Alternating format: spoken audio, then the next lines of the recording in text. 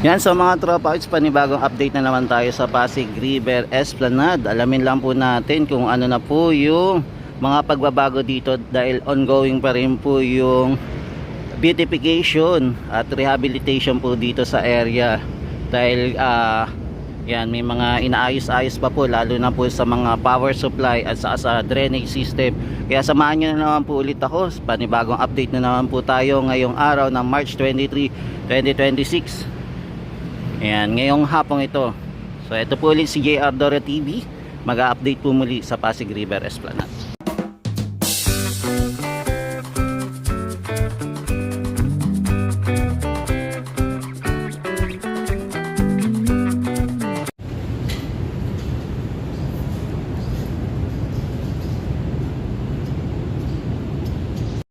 Yan, so ito na po yung ating Pasig River Esplanade ngayon. For the meantime, sinara po muna sa ating public itong Pasig River Esplanade dahil na din po sa project na ginagawa dito para pagpapaganda. May mga dinadagdag lang po muna sila dito sa Esplanade, kaya sarado po muna for the meantime. Pero abangan natin kung kailan po ulit mari-reopen itong Pasig River Esplanade dito po sa Phase 4. Bali na, dito lang po muna tayo sa ilalim ng tulay po ulit ng Quezon Bridge po.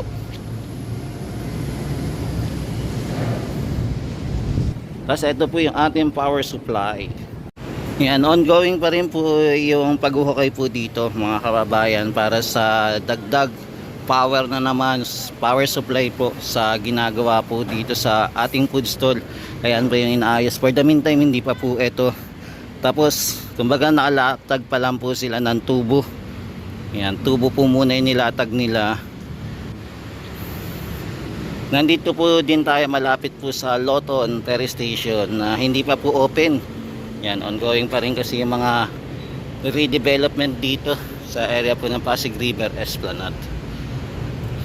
Yan, dito po sa part, 'di ba, yung pagkapunta natin dito, may mga hukay-hukay pa, pero ngayon natabunan na po, na sementohan na.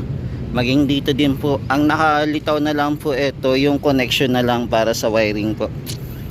Ayan na lang po yung riningning. Tapos dito may hukay din po yan sa gilid.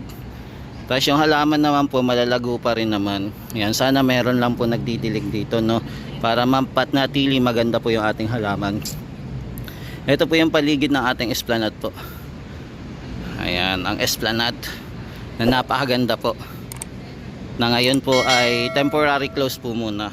So abangan po natin itong pagbubukas na ito.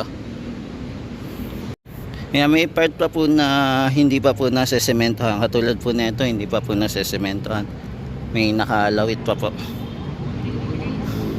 Yan, so ito po yung view ng ating paligid. Ayan, ganda.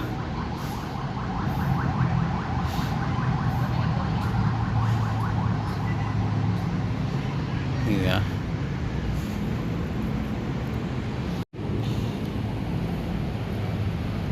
Yan, maging dito din po hindi pa po kumpleto po. Ayan, may mga kulang pa po.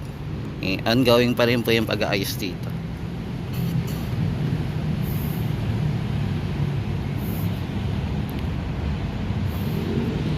Yan, tapos dito na po, yan, kung mapapansin nyo po, naglalatag pa rin po sila ng ating mga tubo. Para sa jet drainage naman po ito yung ginagawa nila. Kaya malaki-laki po yung tubo na nakalagay. Ayan. Yan, so ito po yung paligid ng ating Pasig River Esplanade na napakaganda po. Tapos ito pa rin po yung ating Loton. Ayan. Yan, so yung project po dito ongoing pa rin po.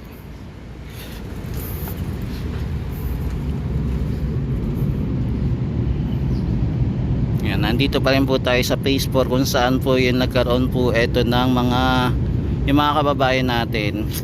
Dito po nakatira yung informal settler, pero ngayon wala na po at magiging tindahan na po. Yan, naging pasyalan na po. Yan, so ito po makikita nyo po yung mga inaayos dito.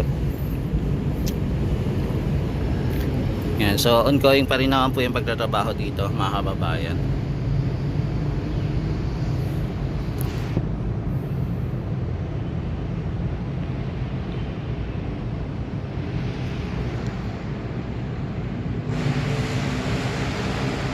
Yan, tapos ito, yung iba po doon sa part naman po yun natabunan na rin po, no. Ayan. Tapos meron pang area dito na hindi pa po natatabunan. Ayan, so balikan na lang po natin to ulit kung ano na po yung magiging update sa mga susunod na araw. Yan, so ito po yung view ng ating pasyalan na napakaganda po. At napakatahimik for the meantime dito.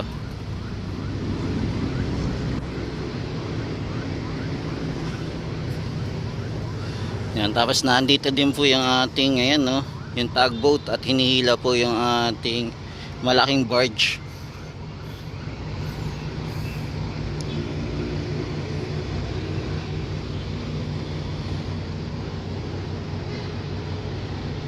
Yan, so ito po yung paligid ng ating Pasig River Esplanade, mga kababayan. Yan, ang ganda.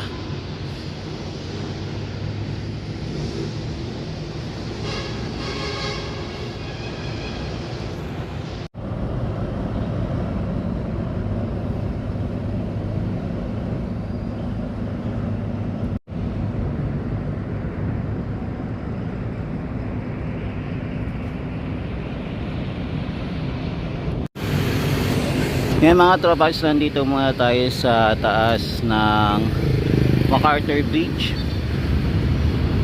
Yan, nakikita po natin yung magandang pasyalan. Tapos dito naman po sa MacArthur Bridge, makikita po natin yung pasyalan ng ating Pasig River Esplanade na nakasarado pa po. Hindi pa po siya nabubuksan. So waiting pa rin po tayo kung kailan po ito mabubuksan. Yung project po dito ay tuloy-tuloy pa rin po, mga guys. Ayan, so ito pala, may bago pala dito, guys. Yung ating mga kiosk pala ay pininturahan na, kulay green na din po. So tara, lapitan natin. Yan sa mga tropa, ayan, no, pininturahan na po yung ating mga food stalls. Sa ngayon po, ang pinipinturahan pa lang po yung sa baba pa lang. Hindi pa po napipinturahan yung sa taas, yung ating mga bubong. Ayan, mamaya lalapitan ko pagka baba po natin, daanan po natin. Yan, bali, ito po yung view natin pagka nasa taas naman po tayo ng MacArthur Bridge. Kitang kita po natin yung ganda ng pasyalan dito sa Ilog Pasig. Ayan, so ito po yung view natin. Sa ngayon po, wala po tayo makikita na basura. Tapos kayo na lang din po comment kung sa tingin nyo malinis na ba yung Ilog Pasig o sa tingin nyo madumi pa rin. Ayan, kumbaga yung kulay lang naman yung nagkakatalo. Tapos makikita nyo po yung reflection naman po na ating mga building dito. Ayan, no, kitang kita nyo po, maging yung ating kalangitan, makikita din po yung reflection nya. Ayan, maghahapon na po. Yan, time check natin, alas 6 na po ng hapon. Ayan, malapit na po maggabi.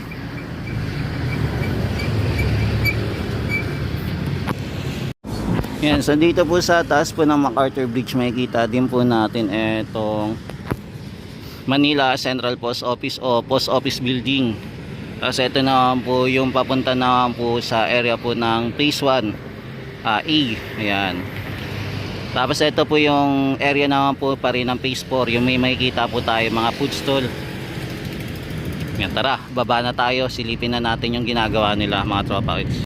Yan, so nandito pa rin po tayo sa ilalim naman po ng MacArthur Bridge. So same pa rin po, hindi pa rin po siya naayos. So meron pa rin po no, ayan, may problema. Hoping maayos po tong ating pasyalan dito. Ito ang nagka-problema na may kumuha po ng wire. Ayan, so ito muna update natin. So same pa rin naman, hindi pa po siya nakakumpuni. Ayan, maging dito din po, no, inaayos pa rin. Sana maayos to.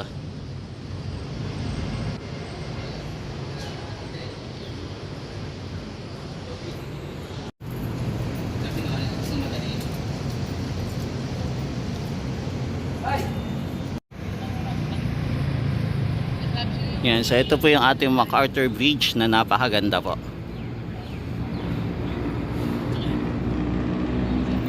Yan, dito, ito naman po yung ating hardin na maganda.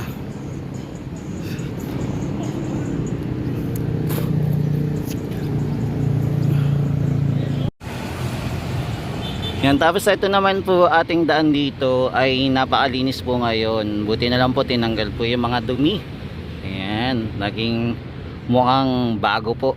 ang daanan dito. Napakaaliwalas po tignan. Yan, yung sa tunnel na lang po yung hindi naayos kasi may problema pa rin po sa drainage system. Kaya kailangan po maayos para maging malinis na din po yung tunnel. So ito po yung mini garden natin. Ayan, mga buhay pa rin naman po yung mga halaman dito at malalago pa rin naman po. Ayan, medyo natutuyo nga lang konti dahil po magtatag-ulan na rin. Yan, so ito guys, pinipinturahan na po lahat tong ating ayan yung food stall, naayos na po nila at pinapaganda. Yan, medyo madilim na nga lang po kaya medyo lumalabo na rin. Yan, so ito na po yung itsura ng ating food stall. Ang ganda na po mga kababayan, bagong bago na po.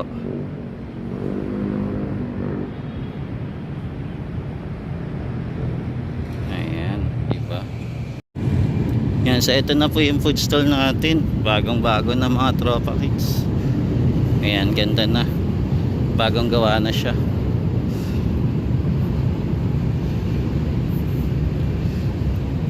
Kulay green na din po yun nilagay, pero may mga natitira pa rin po na hindi pa po tapos pinturahan.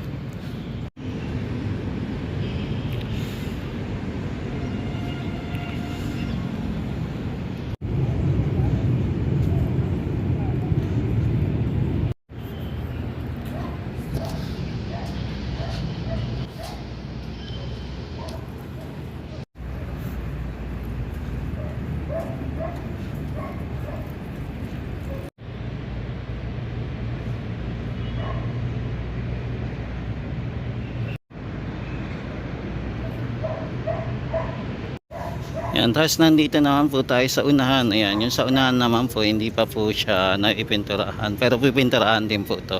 Inuna muna po yung doon sa area sa kabila, sa gitna. Yan, pipinturahan din po to. Abangan na lang natin kung kailan. Yan, dito naman po sa area naman po ng post office building. Etong konti pa lang po nakakoberan niya, hindi pa po lahat, hindi pa po umaabot dito sa pinakadulo. Ayan, ito yung metal pins na linalagay po dito sa area po ng Manila Central Post Office o Post Office Building. Yan, so ito muna yung quick update naman natin sa post office. Hindi pa naman po siya nagsisimulang gawin, pre-construction pa rin po. Yan, so ito naman po yung paligid ng ating Pasig River Esplanade. Dito naman po sa area ng B naman po. Yan, phase 1B. Yan, napakatahimik po ngayon, konti lang po yung namamasyal. Yan, so time check natin ay 6:20 na po ng hapon po mga kababayan. Ngayon po kahit na po alas 6 na, mapapansin pa rin po natin na makulimlim pa rin po, no, hindi pa po totally nagagabi siya.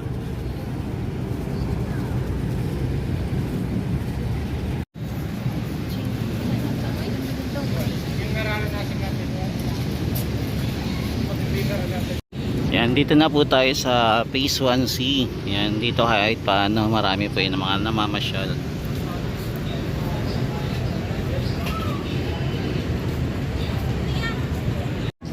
Kanino ka tumingin ba, ha?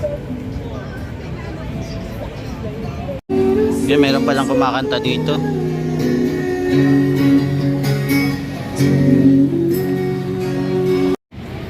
Yan, nandito na po naman tayo sa area naman po ng Plaza Mexico. Matatanaw naman po natin yung intendensya na malapit na po matapos.